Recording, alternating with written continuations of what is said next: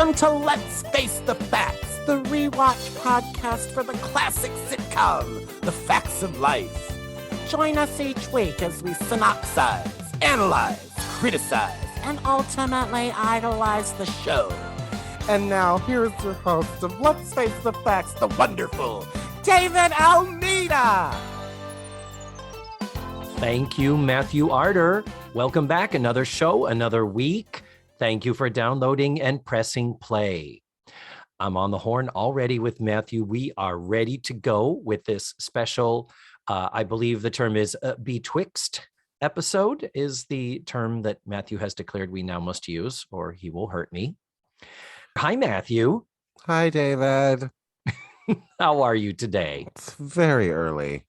It's 2:00 in the afternoon, dear.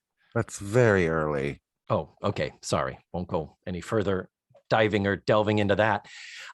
So we answered questions last week that were sent in by the Tutti Fruities, our beloved Patreon supporters. And I wanted to do some more getting to know us. I feel like we haven't really revealed ourselves enough to our listeners, Matthew. We talk so little about us during these I talk so little. Really, I'm just that I'm that quiet cipher, that makes extroverts uncomfortable because he keeps it close to the vest, as they say. So I thought it would be a good thing to try to reveal ourselves, as it were, expose ourselves. I've been waiting for this. Verbally. Oh, okay. And I thought a great way to do it that ties in with the facts of life is Mindy Cohn has her podcast, Mondays with Mindy, and as a springboard to start her conversations with the creatives that she talks with, she has 20 questions that she keeps in like a cookie jar, and she just pulls them out at random. She'll pull out up to 5 questions in an episode. So I have taken and transcribed these questions, having listened to several of the episodes. And so I have a list. I've only been able to collect 18 of the 20. Oh. We're going to do all 18? No. Oh, thank God. Okay. I thought that Mindy has 5. I thought maybe we'd do 3 apiece. Call out 3 numbers.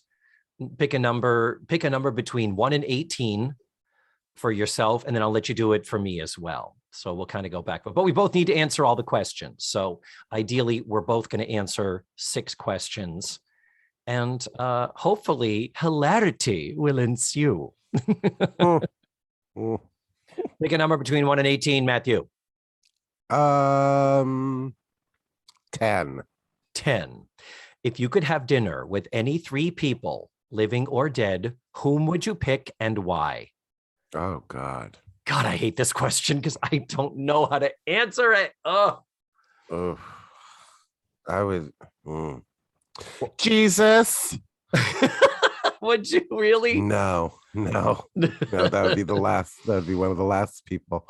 He'd be such a Pollyanna, wouldn't he? He'd be all, we should love and be happy and hold hands and hug a tree. It's just like, ugh, go back to friggin' Burning Man, Jesus. God, get with the real world. I just wouldn't have anything to talk to him about. Okay. I hate this question because the anxiety brain in me is like, well, any person living or dead. Do you mean the person today as their corpse may have rotted over 100 years? Or do you mean someone, the state they were in when they died? Or do you mean, them in their heyday? Do you mean that's for every question, my brain makes 40 questions, but I'll still let you answer. As I see Judy Garland behind you. Look at that. Wanting attention now that we've started recording. Go figure. I would have dinner with Ethel Merman. I mean, Carol Channing would be in there, wouldn't it? Yeah. Carol Channing. And oh God, just for laughs, like I want to say like Shelley Winters or somebody. Oh, she wouldn't shut up. Yes.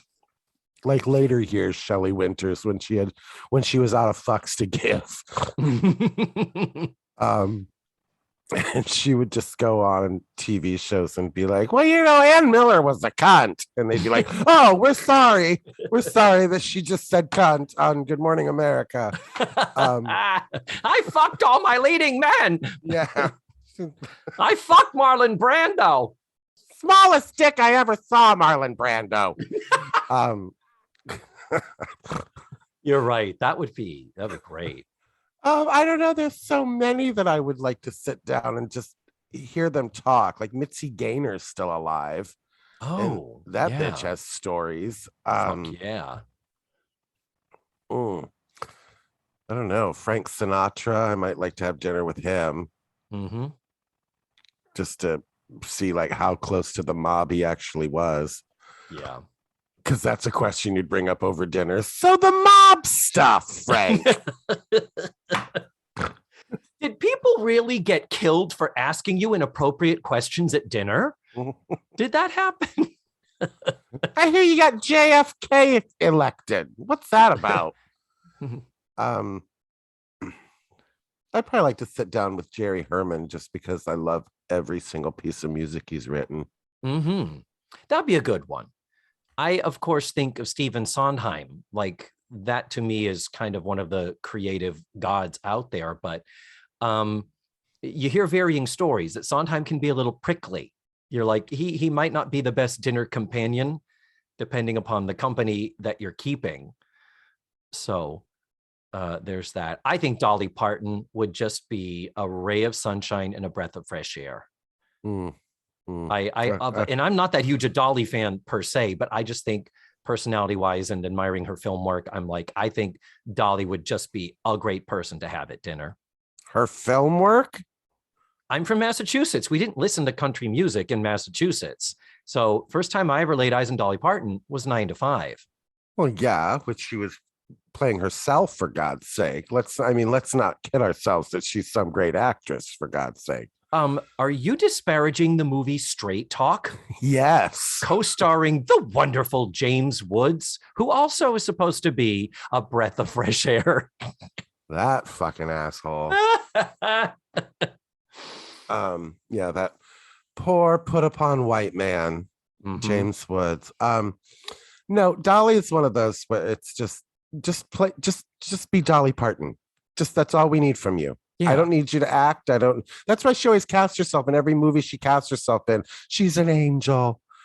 Okay. That Christmas movie, the Christmas Angel movie, where she starts out as the bag lady in full drag beat, full face makeup, but with like a tattered shawl over. And at the end, she is fucking angel wings, rays of light floating over the damn altar of a church. I mean, it was all of the everythings in how wrong and how simultaneously right it was. Tim Goodwin was on her show, Heavens to Betsy. Was he? Yes. Oh, I knew another local actor who was in that, David Golden. He was the mailman, and we were talking about a couple weeks ago where he was like, we were told it was going to go to series and this was it. And then he's like, and then all of a sudden it was like, nope, it's not. So, well, like the Bette Midler show, it's like, oh my God, we have Bette Midler. What? We don't even need to write anything good for her. It's Bette. Yeah. And it's like, yeah, the thing is, series make stars. Stars don't necessarily make series. Yeah. There are exceptions, I realize, but well, you've listed off several people. Any final ones? More than 3. I've already gone over 3, but okay. I would probably find a way to get out of going to dinner that night anyway. Because you don't go out really. Who does? Cher would have to be on my list. Cher and Dolly together. Who was I talking about that? What would be a great show to do? Like the Cher show, Broadway show that they do where it, takes her life and makes a jukebox musical out of it. Someone somewhere, like 2 drag queens or something, should do a Cher Dolly simultaneous show. Because when you think of it, there are a lot of parallels in their career. They were born the same year. They both started very young. And, then their paths diverged, but they ended up on, variety shows on television, and then, diva status and all that. I always thought that'd be interesting. So yeah, I'd get Cher and Dolly together and get them to sign away their life rights to me to write that show. Stephen Sondheim would certainly be among that. And oh dear Lord, it's just like any person. All right. I want all the Chris's. I want Chris Pine. I want Chris Hemsworth, and I want Chris Pratt. Oh, with Chris Evans in reserve. Actually, I'd put Chris Evans probably higher up than. Oh God, I don't know. Don't make me choose. Don't make me choose from all four of the Chris's. Jesus. Zac Efron. I don't know if I could sit across from Zac Efron. I literally would not be able to. He's too beautiful. He's just too perfect. I would. He would put his fork down, and I'd be like, I'm gonna lick that fork. Yeah, like you, I'm inclined to favor people that would have good stories. It's not like I need to sit down with Lana Turner and be like, what really happened? Did your daughter really kill your boyfriend, or was it you? Were you covering up? But yeah, I would probably be inclined to favor either theater people who had a lot of stories to tell, or pretty people that would just let me sit there and drool over them. Ryan Reynolds is probably a super fun dinner date, I imagine, because he's just so naturally fun and funny. Okay, have we given enough celebrities? I love how neither of us said Mindy Cohn, Lisa Whelchel. Oh, well, that goes without saying, for fuck's sake. I would say Nancy McKeon, but something would happen. Some awful tragedy would befall her that she wouldn't be able to be there. I'd hesitate to do it. Anyway, okay, so that was your first question. Would you please pick a number between 1 and 18 again? Is it not your turn to pick a number? But you pick the number so that the question is random. I've got the questions here. Oh, okay. Yeah. 7. 7. What's your favorite place in the world? And why? My bed. Oh, yeah. And at one time, Mindy did, the question was, what's your favorite place in the world to travel to? So, that is tough. I have not traveled a lot, but when I've traveled, it's been cool. I'm going to take the question and morph it to, where is the favorite place you've traveled? I'm sorry. In New Zealand, going to Hobbiton I believe it's Mata Mata is the name of the town it's actually in. It's the big farm where they filmed Lord of the Rings and The Hobbit. And it is as beautiful. It's far exceeds how beautiful you perceive it to be. When you see it in the movie, it is that gorgeous, and then some when you experience it. New Zealand is just breathtaking. So that's what I'm going to say. All right. And is any travel favorites other than your bed? I do not travel. I do not like to travel. I don't think it's fun. I don't think it's, I'm sure it enriches your life. I'm sure of it, but I can't get past being crammed on a fucking Greyhound in the air for more than 2 hours to get somewhere. And no. Flying was fun when we were young. What happened? Good God. Yeah. Withstanding a flight in an airport and just, maybe people who travel a lot just get used to it. But as people who don't do it that often, when I do it, it's like, this is terrible. Why do people actively seek to do this? I have to do it once a month to go to Detroit, and it's just the worst part of my life is anyway. But so yeah, my bed, I'm a Cancer, so my nest is very important. And I find that when my nest is messed up or disorganized or whatever, I'm a wreck. So like I need to get that taken care of. Like the fact that I have a cat and my apartment is covered in straws from Big Gulps because that's what she likes to play with. And she likes and none of that Wawa shit. It's got to be a Big Gulp from 7-Eleven. Damn it. Yeah. and like she likes wrapping paper, like the paper that they put into boxes to like fill, like she likes that. Yeah. So I've got like just like Tissue reams of paper that everywhere. laying around that she likes to lay. So yeah. But I love my bed. It's the most expensive thing in my house, and it's like laying on a cloud. Oh, I love it. good. I'm glad you like that. Yeah. So next number. Let's go. Next question. Because Zac Efron was in that movie 17 again. Let's Mhm. do 17. Okay. I think I already know the answer to this one. Who is your favorite relative and why?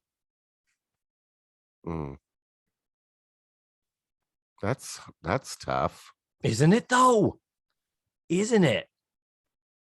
I mean, honest and truly, it's, I think I'd have to say, I mean, it's one of those, like, could it just be a parent? Could it be your mom or your dad? I mean, my parents were of course very near and dear and special to me, but trying to think of it kind of expansively, like, was there a relative that was funky or different or whatever? I would say probably my Aunt Madge, as we used to call her in New England. Aunt Madge, she was my mother's brother's wife. So her husband and my mother siblings. And Aunt Madge had 5 kids, and she was on the Irish side. My mother was Irish, so she was, I think, maybe French and English or whatever, but she definitely raised an Irish family of 5 Irish kids, and they were the fun side of the family. And I kind of attribute that to her because she was just fun and funny. And I always loved when we visited my mom's side of the family, because that was the fun family trips. My dad's side, they were basically a generation older. They were the children of immigrants. They were depression babies. They would just sit around and kind of stare at each other. And I'm not saying there weren't any laughs, but there was a much lower joy factor when you were hanging out with my dad's family.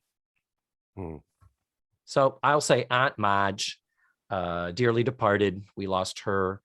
It must have been 2011 or 12, because I was at Idol when I got that phone call, working at American Idol Experience.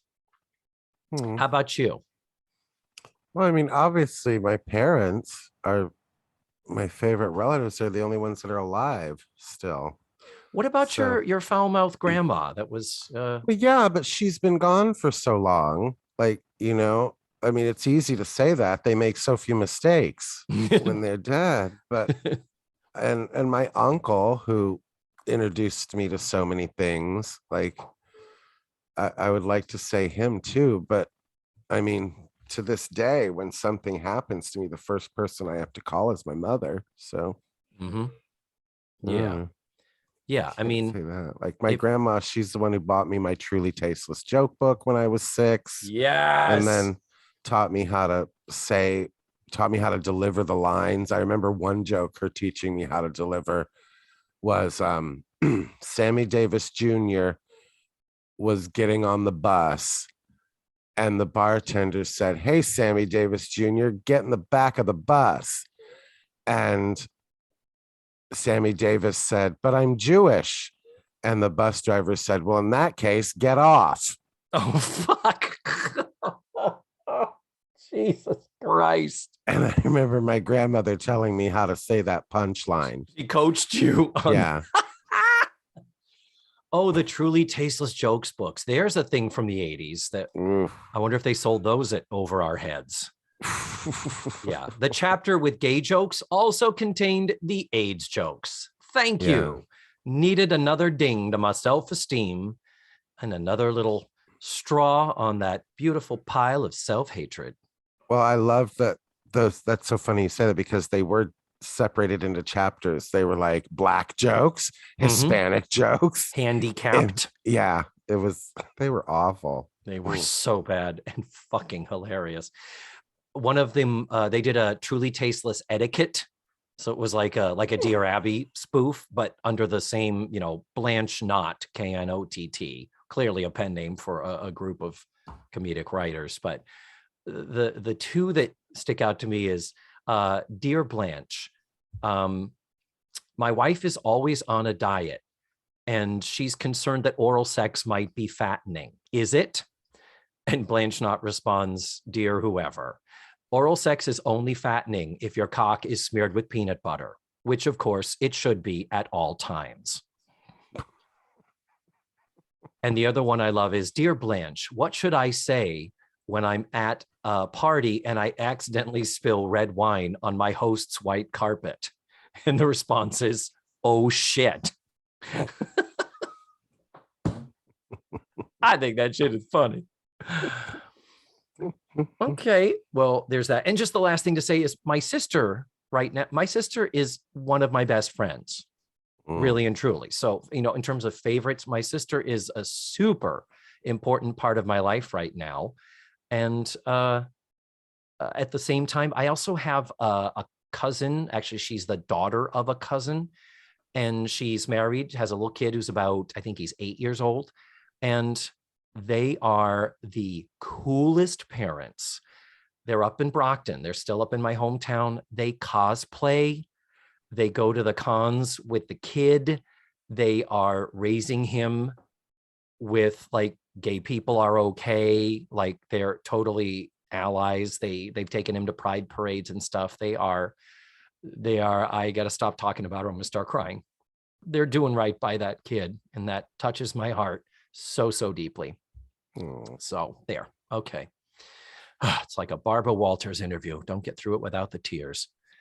Name another number, Matthew. Number 13. 13. Lucky number 13. Do you have a hidden talent or something that you do that would surprise people? That you can share in mixed company? Yeah, see, that takes a lot of them out. Well, while you're thinking, I know I can answer this for you. Yeah, go ahead. I am, for how artistical and how not masculine, not like a guy, I am handier and more mechanically inclined than people would expect. I do a lot of little fix-up jobs around the house. If something breaks, I'm inclined to take it apart to see if I can fix it, as opposed to just saying, well, this is gone. When I was a young child, I used to take apart my mother's vacuum cleaner. It had big bolts on it. And I was barely talking. I was like a year and a half. I would take it apart, and my mother, who was not mechanically inclined, couldn't put it back together. She's yelling at a toddler, going, put the damn vacuum back together. I need to clean the house. So I used to love when she'd tell that story. I don't know that I have any. What's the point of having a hidden talent, I guess? Or just a talent that the listeners here would maybe not have been exposed to. I'm pretty open about what I can and can't do. So, okay. Well, if you think of something before we stop, then chime in and let me know. All right. Are we through? Was that 4 questions or 5? I can't keep track. I think that was 4. So let's do number 5. Give me a number, please, between 1 and 18. Number 1, question number 1. Oh, I love this question. Okay. I don't know how I'm going to answer it, but I love it.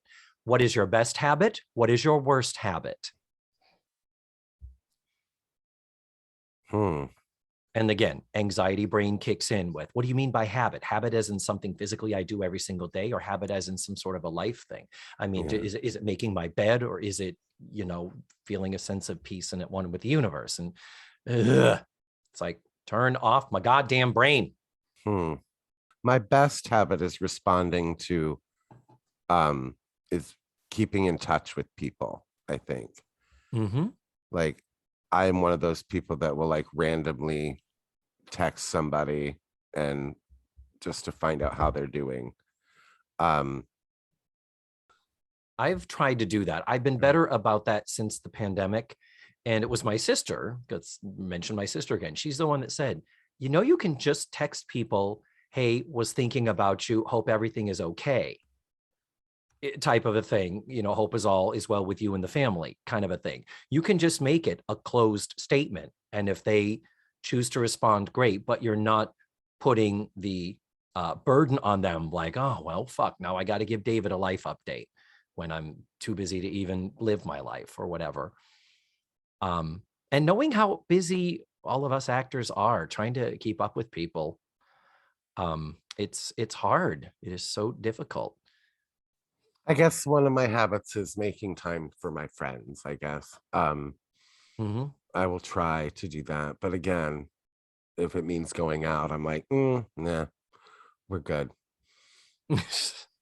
I mean, I know my worst habit is smoking, and I'm so, the hatred I have for myself for that is just.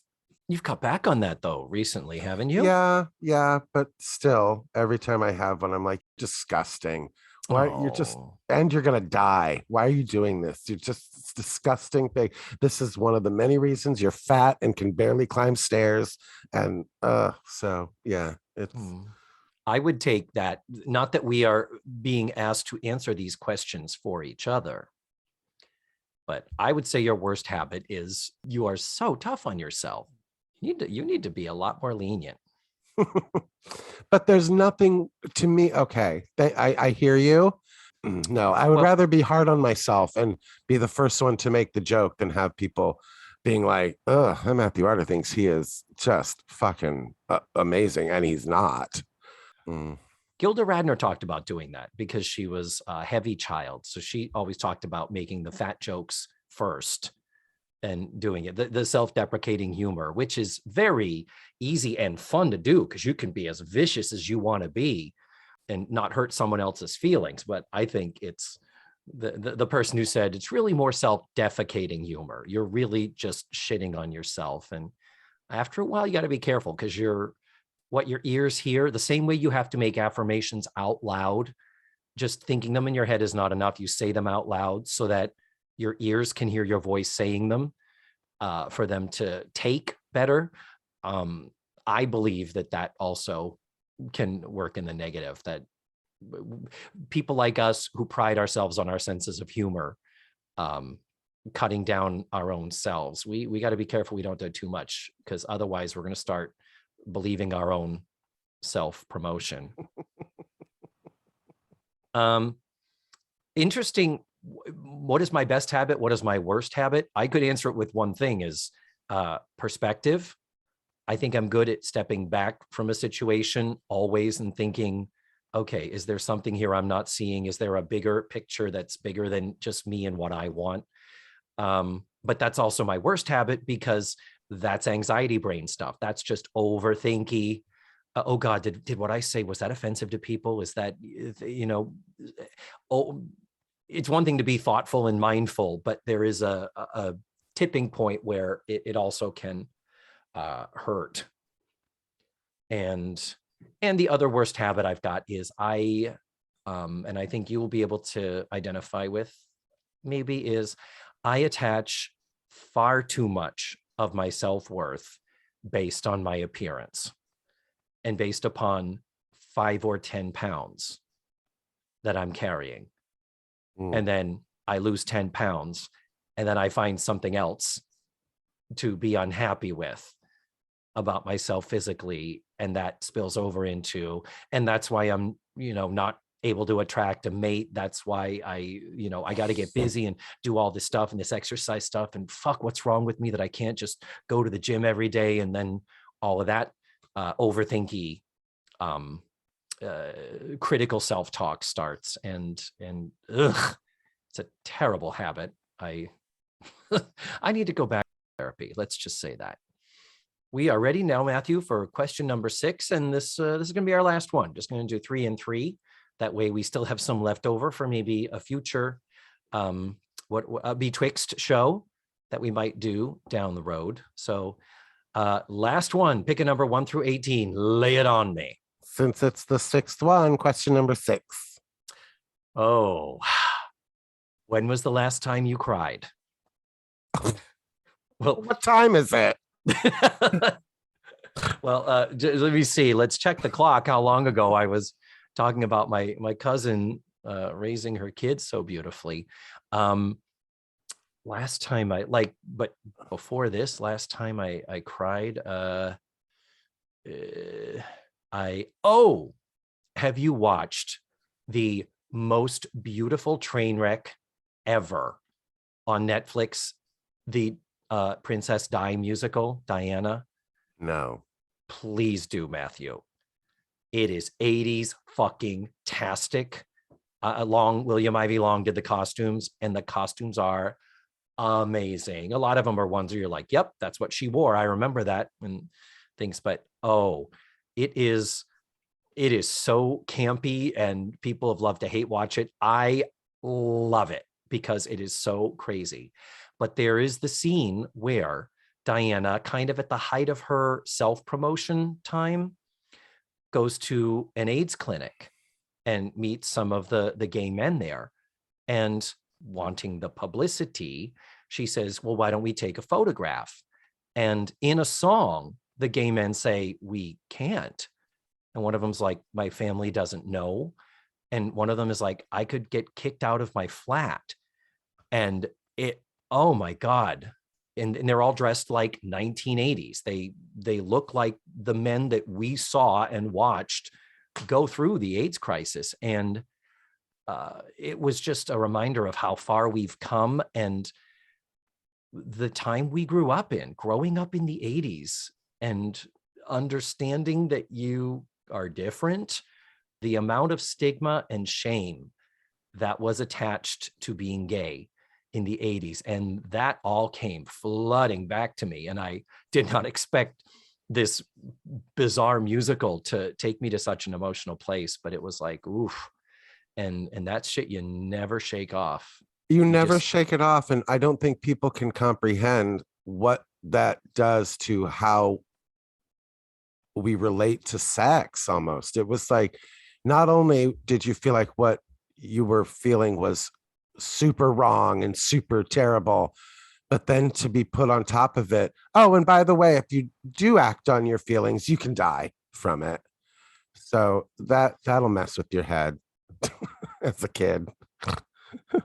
Hannah Gadsby had a great quote. She's the lesbian Australian stand-up comic. She has 2 great specials on Netflix. I tried to watch one of them, but it just ended up her yelling at me for an hour to the point where I was like, okay, sorry.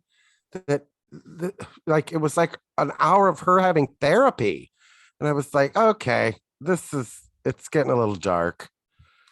Like, yeah, it does, but I loved it.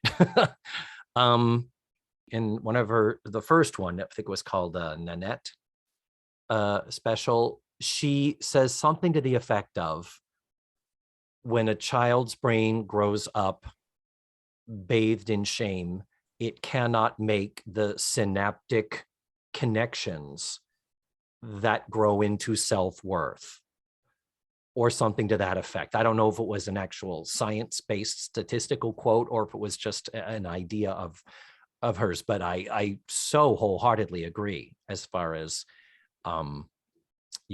that it's still there. And, to be watching this musical and suddenly find myself, kind of reduced to my teenage self, trying to figure out who I am and trying to figure out how not to hate myself and expect that the world will hate me in the process.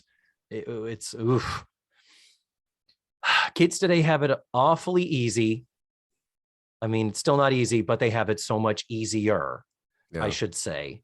And on the one hand, it's like, do they understand what the generations before them went through? But it's kind of like, didn't we go through it because we didn't want them to have to? Yes, that doesn't mean that they should not acknowledge. Mm-hmm. And send us a check every month, maybe, as, little reparation for our troubles. I'm just throwing that out there. Millennials, I know you have so much disposable income. Gen Zs, empty those piggy banks. Okay. Well, that is 6 questions. Wait a minute, did you say when did you cry last? You didn't answer the question. When did you last cry? I am 99% of the time on the verge of tears. So it is, I live at that point of my life. Somebody does something nice for me at Publix and I burst into tears. So So you're a crier. I follow, like, I don't watch shows that I know are going to be upsetting. I can't. I don't. I haven't seen Coco yet, for God's sake. Oh, that was released around the time Stacy left, and I remember, I think it was Jody or Rolando walked into the Citizens trailer one time shortly after and said, "Just so everybody knows, we are not ready to watch Coco."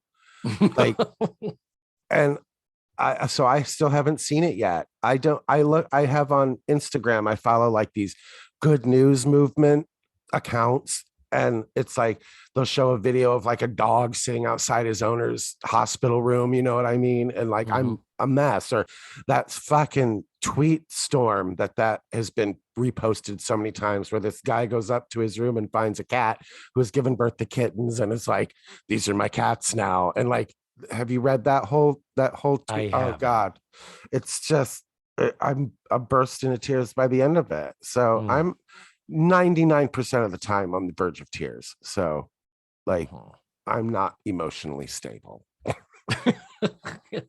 And that's what we love about you. Well, this has been 6 Questions with David and Matthew by way of Mindy Cohn. Listen to her podcast, Mondays with Mindy. No, we are not paid to endorse it yet. But yeah, thank you so much for tuning in and listening. Hope this was entertaining, as I'm still kind of trying to carve out a little bit of downtime, a little bit of time to take a breather in between seasons, because I can. Anyway, until next time, Matthew, we'll talk really soon, okay? Give me a pity call every once in a while. Stop. See also Bad Habits.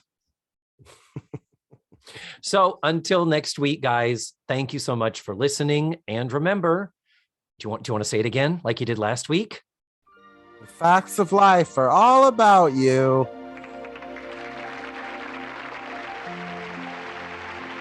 Is that it?